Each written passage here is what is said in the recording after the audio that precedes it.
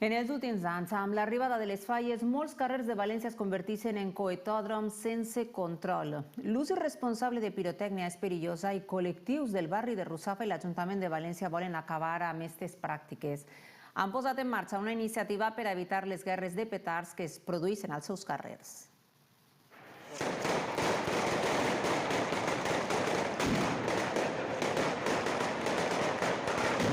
O sea, no poder trabajar y recoger una terraza porque los petardos no nos dejan trabajar, aparte del peligro que corremos todos. Quemaron a un camarero el año pasado, a una señora también, me hemos llamado a la policía muchísimas veces. Aquí lo que pasa es que la fiesta ha crecido mucho en pocos años y se nos ha ido de las manos a todo el mundo. El cruce de las calles Puerto Rico con Sueca se ha convertido desde hace 3 años en una zona de fuegos, un coetódromo.